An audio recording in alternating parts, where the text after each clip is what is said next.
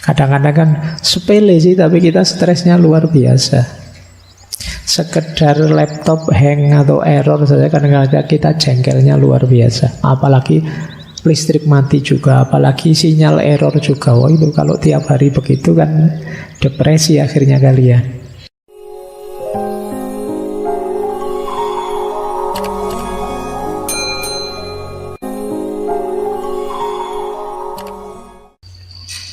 Karena hidupmu tidak tentu. Kita tidak ngerti nanti menghadapi apa, mengalami apa.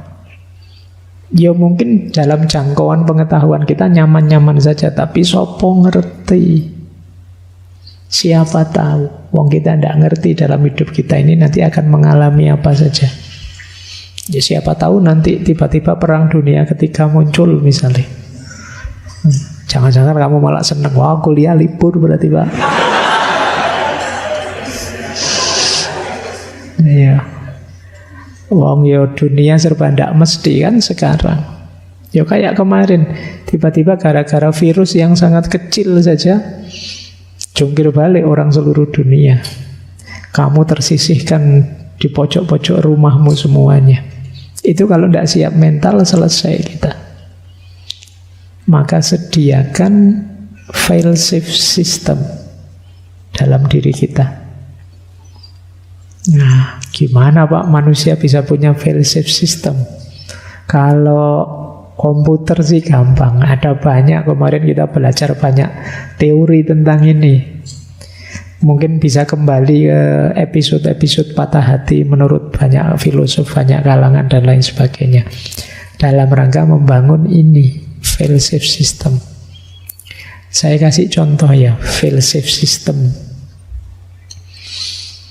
Ini saya ambil dari para filosof eksistensialis. Ini bagi saya semacam personal fail-safe system.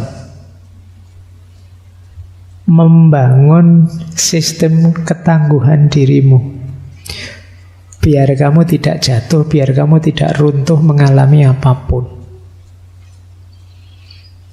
Ini boleh dicek di pikiran-pikirannya filosof eksistensialis seperti Schopenhauer atau Nietzsche, Kierkegaard, dan lain-lain. Yang pertama misalnya, kalau ini filsuf jalan estetis, estetika, seni, keindahan. Filsuf model ini meminta kita untuk punya sistem katarsis yang mampu membuat kita melampaui ruang waktu hidup kita. Katarsis itu semacam pelampiasan. Biasanya memang ranah katarsis ini ada di dunia estetik. Lagu, film, apalagi tari, apa saja monggo yang bisa jadi pelampiasanmu. Wah, kalau saya jenuh luar biasa Pak, biasanya saya dengerin musik yang tenang, yang syahdu, jadi rasanya melayang lupa dengan masalah. Tidak apa-apa, itulah katarsis. Terserah, mungkin ada Pak, kalau saya tidak begitu Pak. Saya itu kalau sudah jenuh pol habis ya saya jalan pokoknya. Entah jalan-jalan kemana, kalau lelah balik lagi. Apa sepedaan saya Pak, atau monggo saja. Ini katarsis namanya. Ini bisa jadi fail safe system. Meskipun kalau katarsis ini solusi sementara. Tidak apa-apa. Kalau orang sama sekali tidak punya pembuangan dari kejenuhannya, itu nanti bisa melahirkan stres-stres, tekanan-tekanan, depresi-depresi. Asal yang positif ya, jangan yang negatif. Ya yang negatif itu ya sekalian tahu sendirilah. Saya tidak perlu mencontohkan. Yang masih dalam koridor positif, kamu mau dengerin musik mungkin oke. Kamu mau Pak, saya biasanya kalau jenuh itu nonton drakor Pak. Ya tidak apa-apa, wis nonton saja. Kalau kamu yang membuatmu lega, membuatmu nyaman. Saya ngaji Pak, alhamdulillah. Loh, ya kan tidak apa-apa, bagus yang mau ngaji. Saya tahajud Pak, saya monggo saja. Yang penting kamu ada katarsismu, pembuanganmu. Saya Pak teriak Pak, enggak apa-apa. Saya mukuli bantal Pak, enggak apa-apa wis. Yang penting kamu punya katarsisnya, asal jangan mukuli teman aja. Kalau itu negatif. Nah, jalan estetik sementara, durasinya pendek. Iya, kamu waktu mendengarkan lagu tenang kamu, tapi begitu lagunya mati masalahnya datang lagi. Tapi mendengarkan lagu terus-terusan jenuh. Jadi dia tidak bisa jadi solusi permanen. Ada jalan lebih permanen, yaitu jalan etis. Jalan etis itu distraksikan kegalauanmu, masalahmu, kesedihanmu ke arah perbuatan-perbuatan baik. Wah, saya bakti sosial sajalah Pak. Wah, saya melakukan ini itu yang kebaikan untuk sesama. Ini namanya jalan etis. Lebih panjang daya filsafnya. Sekarang saya sibuk membantu yatim piatu Pak, ini lebih panjang. Sekarang saya sibuk bantu teman-teman yang tidak mampu, lebih panjang. Jadi boleh kamu sibukkan dirimu dalam kebaikan, apapun jenis kebaikannya. Ini namanya jalan etis. Tidak sekedar mencari katarsis, tapi juga katarsis yang membawa manfaat, maslahat untuk sesama. Ini namanya jalan etis. Ada yang ketiga, jalan asketis. Jalan asketis itu jalan spiritual sebenarnya orang menyebutnya, tapi maksudnya kamu agak menjauh sebentar dari keramaian.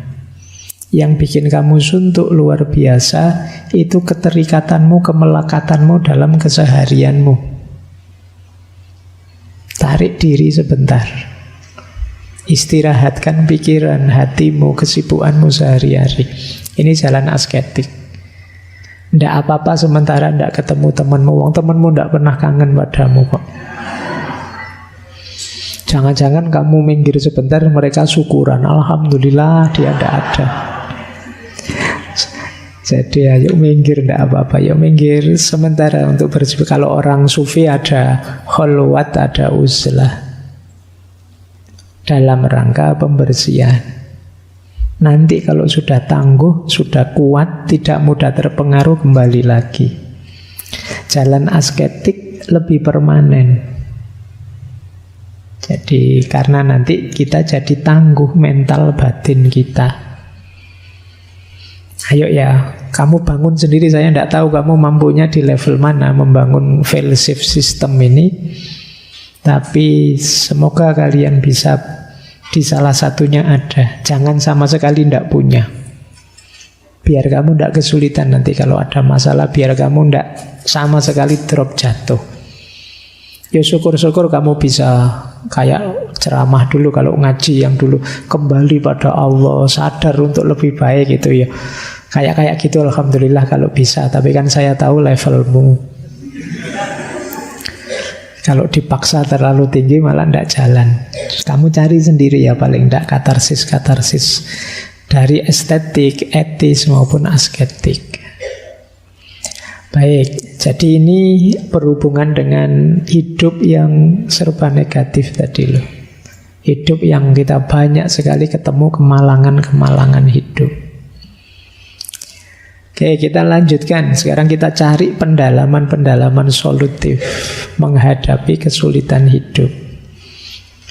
Saya awali dari sini. Kepahitan-kepahitan seperti diuraikan oleh Murphy's Law tadi ya, tidak mustahil akan kita alami. Bahkan lebih dahsyat dari sekedar itu. Kita perlu kesiapan mental. Jangan sampai karena hal-hal yang tadi kita sebut receh itu, kita benar-benar drop. Apalagi untuk hal-hal kesulitan besar. Kadang-kadang kan sepele sih, tapi kita stresnya luar biasa. Sekedar laptop hang atau error saja kadang-kadang kita jengkelnya luar biasa. Apalagi listrik mati juga, apalagi sinyal error juga. Wah, itu kalau tiap hari begitu kan depresi akhirnya kalian. Baik, ini saya awali dari sini ya. Secara psikologis, mari kita yakini, mari kita mindset. Ini kalau teman-teman ingat kemarin Martin Seligman ya. Mari kita ingat-ingat dalam diri kita, kemalangan apapun yang kita alami, kesulitan hidup apapun yang kita alami, yang pertama ayo kita yakini bahwa itu sementara. Tidak ada yang permanen. Tidak mungkin orang hidup itu susah terus tidak ada senangnya, atau senang terus tidak ada susahnya. Tapi saya merasakan begitu ya Pak, susah terus hidup saya. Kalau begitu itu mindset, cara berpikirmu. Karena kamu mindsetmu negatif, yang kamu lihat dalam hidupmu yang negatif terus. Bahkan positif pun kamu lihat negatifnya. Waktunya senyum hura-hura, wong wisuda, waktunya syukuran malah kamu sumpek sendirian. Nah, itu kamu salah mindset. Mari kita yakini, bahkan seandainya memang itu kesulitan, setiap kesulitan ada durasinya. Tidak mungkin abadi. Pasti pada saatnya akan selesai. Wong sebelumnya kita juga punya banyak masalah dan sekarang selesai. Kita hidup sejak kecil itu kan dari masalah ke masalah dan kita bisa menaklukkannya. Mulai kita tidak bisa jalan, itu kan jalan kan jadi masalah. Terus kita latihan, capek, sakit, sampai nangis-nangis, akhirnya bisa jalan.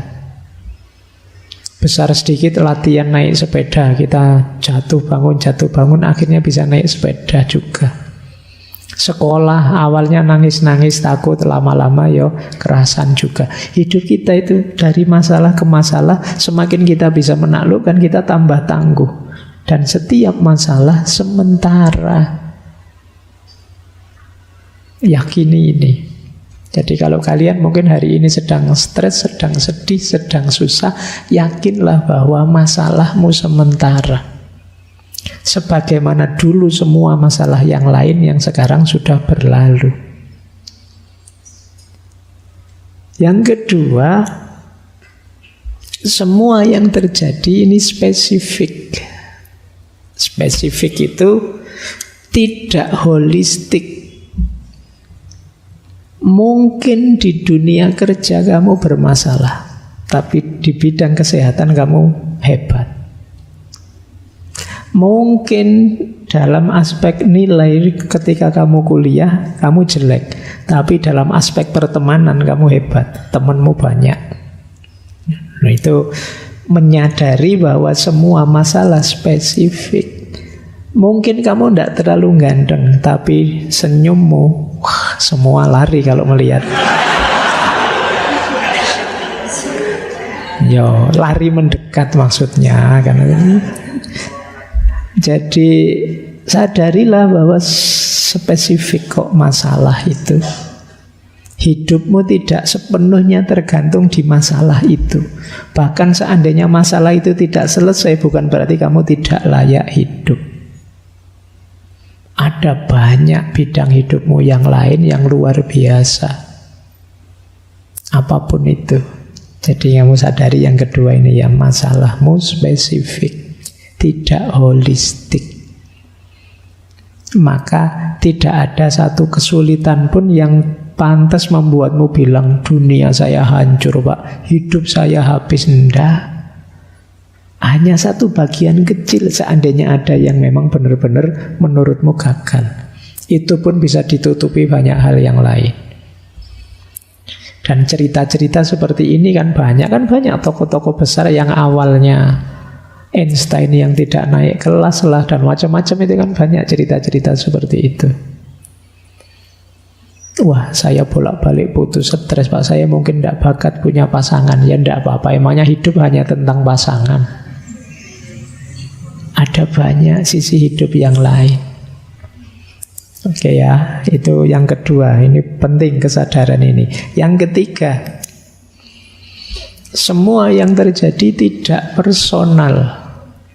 Tidak personal itu jangan sampai kita merasa aku saja yang susah kayak gini. Orang lain juga banyak.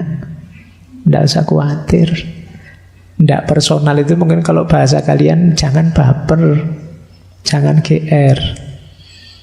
Bukan hanya kamu yang susah, yang lain juga susah. Masing-masing orang punya masalahnya sendiri-sendiri.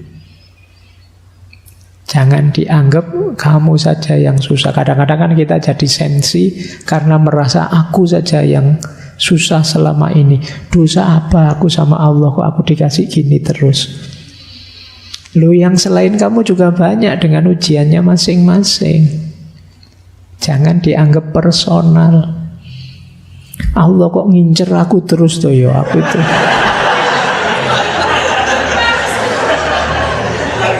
Iya. Mbok yo yang lain gitu loh, kok aku terus yang dibikin susah itu ya. Ndak. Kamu jangan kegeeran. Jadi yo jangan dianggap personal lah. Ndak, semua orang ujian itu maknanya luas sekali. Jangan-jangan itu justru bukti sayangnya Allah padamu. Boleh diulang kembali dulu patah hati dari perspektif sufisme. Dan yang terakhir tentu saja semua yang terjadi ada hikmahnya. Ada pelajaran yang bisa kamu ambil untuk hidup jadi lebih baik dari semua kemalangan tadi. Nah, kalau itu solusi praktis yang kanan itu. Yang pertama apa? Tenang, turunkan tensi, ambil nafas dalam-dalam. Meditasi boleh untuk menenangkanmu. Kalau sulit, talk to someone, have a deep meaningful conversation. Cari teman untuk saling curhat, berbagi. Itu gunanya punya sahabat. Jadi temennya juga begitu, latihan jadi pendengar yang baik.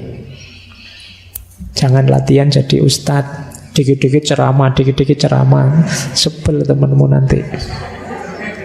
Temenmu baru curhat apa, kamu sudah ceramah, waduh haram kayak gitu, qala Allah Ta'ala was. Nggak jadi curhat temenmu, dia tambah stres.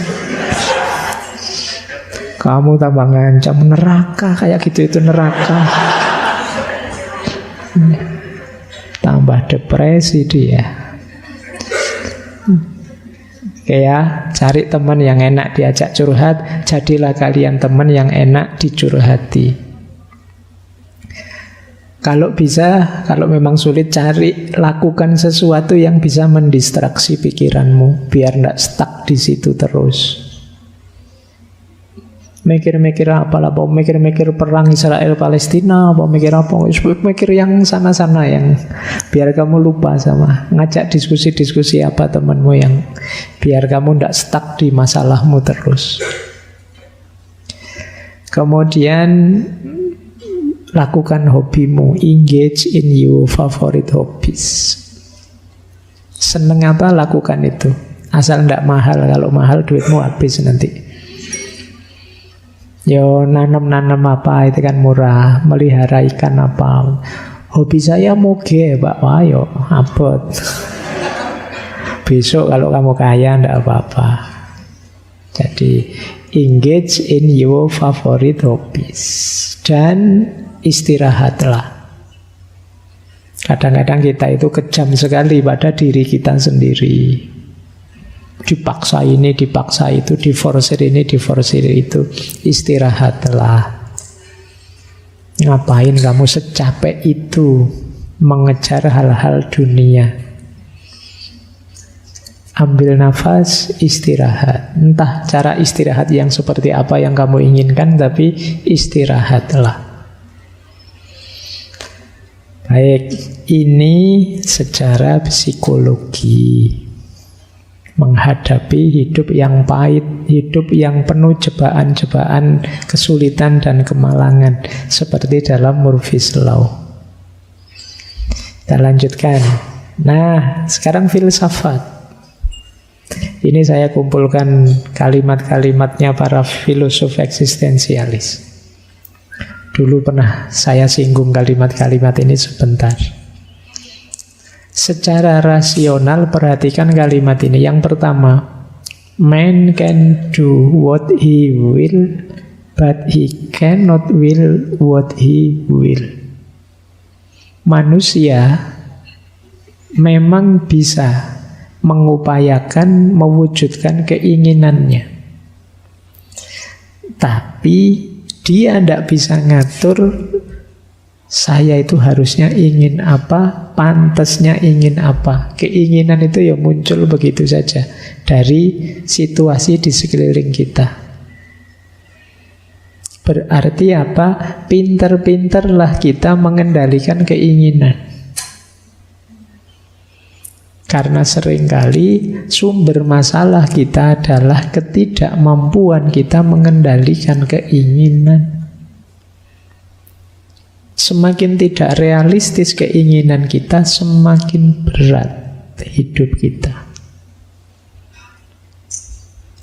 Ya boleh orang punya cita-cita. Ya memang para motivator meminta kita punya mimpi yang tinggi, punya cita-cita yang besar.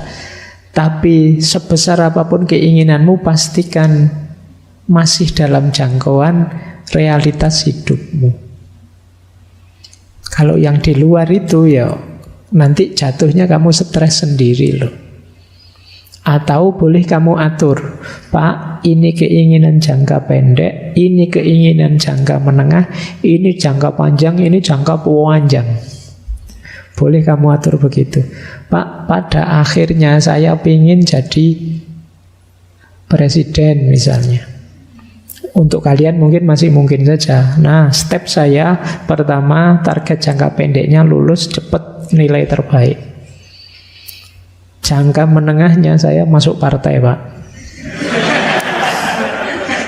Nah, sukses di situ terus baru nyalon DPR. Nah, nanti kalau sudah sukses DPR baru nanti nyalon jadi gubernur apa-apa. Jadi semoga ya bisa cepat jadi gubernurnya, biar kan masih muda boleh jadi presiden juga sekarang. Nah, terus baru iya. Jadi itu namanya target jangka pendek, jangka menengah, panjang, jangka panjang nanti.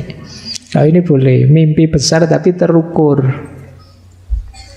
Jangan mimpi yang tidak terukur, yang kamu sendiri tidak tahu strategi mewujudkannya gimana. Pak, saya pingin nanti jadi konglomerat paling kaya. Ya kira-kira 10 tahun lagi lah, Pak. Lu caranya gimana? Nggak tahu, Pak. Nah, kalau nggak tahu ya jangan. Kalau tahu nggak apa-apa. Saya ada cara cepet, Pak. Yo, saya deketi saja anaknya konglomerat. Sopo ngerti mau, nanti kan saya jadi mantunya konglomerat misalnya. Nah, ya boleh kamu rancang masa depanmu, tapi yang realistis. Inginkan apapun, tapi jangan sampai keinginan yang harusnya membantumu sukses justru jadi berbalik menyerangmu, yang membuatmu putus asa. Kamu sendiri yang ngukur. Dan jangan membiasakan membandingkan diri dengan yang lain. Itu bisa blunder. Kamu ngukur dirimu sendiri saja. Karena kadang-kadang membandingkan secara positif maupun negatif itu bisa blunder. Membandingkan secara positif itu, wow, teman saya kan bisa begitu, kok sukses begitu. Iya, tapi kalau di kamu bisa saja enggak. Wong kamu sama dia dunianya beda. Atau secara negatif, alah Pak, teman saya itu tiap hari rebahan saja, yo akhirnya sukses.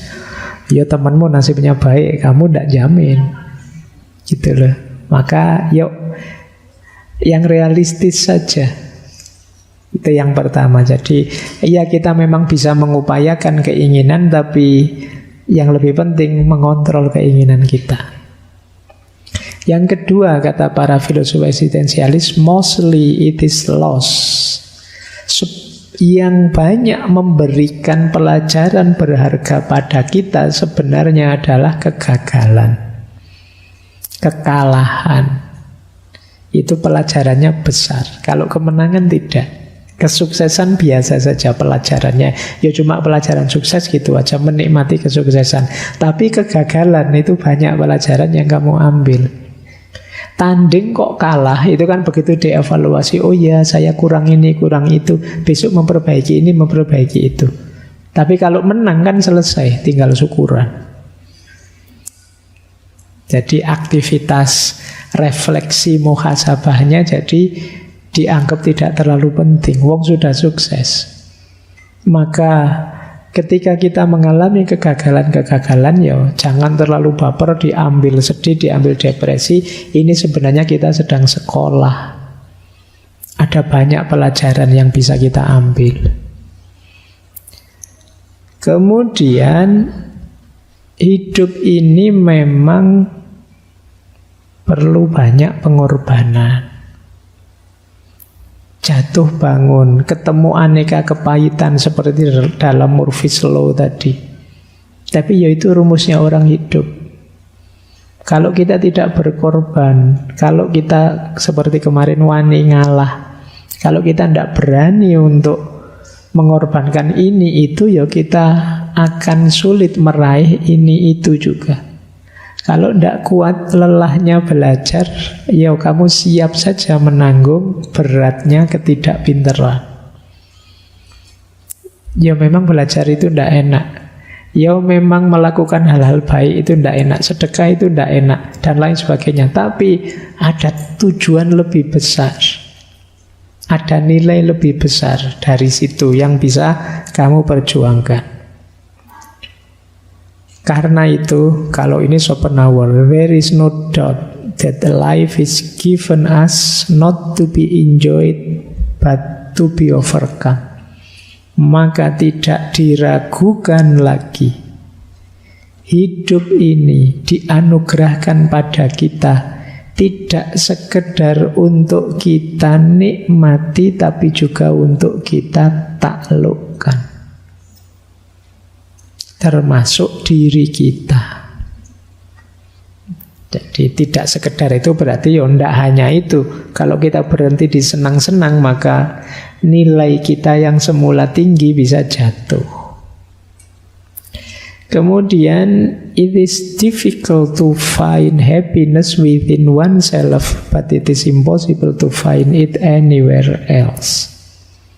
Memang sulit menemukan kebahagiaan dalam diri kita, tapi tidak mungkin kalau kita mencarinya di luar diri kita. Berarti kuncinya nyaman bahagia itu ya diri kita.